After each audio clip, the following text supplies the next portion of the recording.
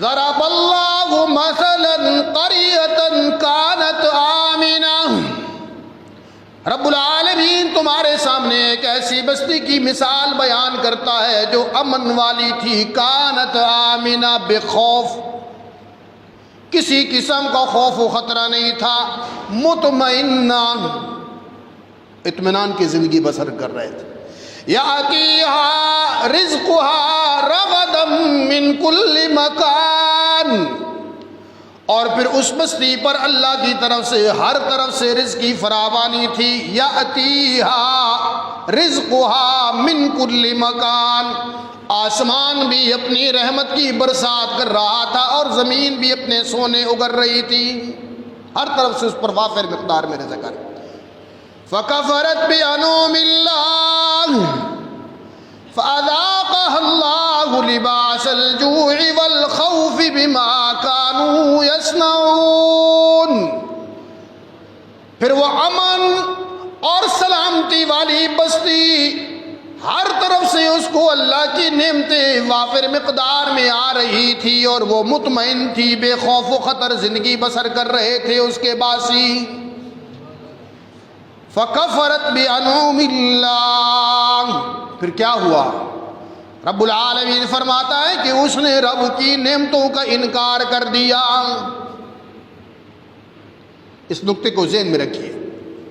وہ کوئی بستی بھی ہو سکتی ہے، امن والی بستی، نعمتوں کی اللہ نے اس پر بارش برسائی، من کل مکان، ہر طرف سے نعمتیں آ رہی تھی، رزق آ رہا تھا۔ فَأَذَاقَهَا اللَّهُ لِبَاسَ الْجُوعِ وَالْخَوْفِ بِمَا كَانُوا يَصْنَعُونَ، تو رب العالمین نے اسے بھوک، افلاس اور خوف عذاب کے اندر مبتلا کر دیا۔ جب بستی والوں نے اللہ کی نعمتیں وافر مقدار میں کھانے کے باوجود، زمین خزانے اگر رہی تھی، آسمان سے یوں سمجھیے کہ بارش کے قطرے نہیں، سونے کے قطرے برس رہے تھے، اور ان کی زمین بہترین پھل، بہترین رزق دے رہی تھی، آب و ہوا بھی اچھی تھی، اور کوئی خوف نہیں تھا، کسی بیرونی طاقت کا کوئی خدشہ نہیں تھا، بھوک کی کوئی ڈر نہیں تھا، افلاس کا کوئی ڈر نہیں تھا، کسی دشمن کے حملے کا کوئی ڈر نہیں تھا۔ پھر کیا ہوتا ہے؟ فَكَفَرَتْ بِأَنْعُمِ اللَّهِ، اس بستی والوں نے رب العالمین کی نعمتوں کا انکار کیا، ناشکری کی۔ کفر کا مطلب چھپا دینا، حقیقت سے روگردانی کر لینا، انکار کر دینا، اپنے خالق اور مالک سے بغاوت کے راستے پر چل پڑے۔ فَأَذَاقَهَا اللَّهُ لِبَاسَ الْجُوعِ وَالْخَوْفِ بِمَا كَانُوا يَصْنَعُونَ، پھر رب العالمین نے اس قوم کو، اس بستی والوں کو، اذاقہا،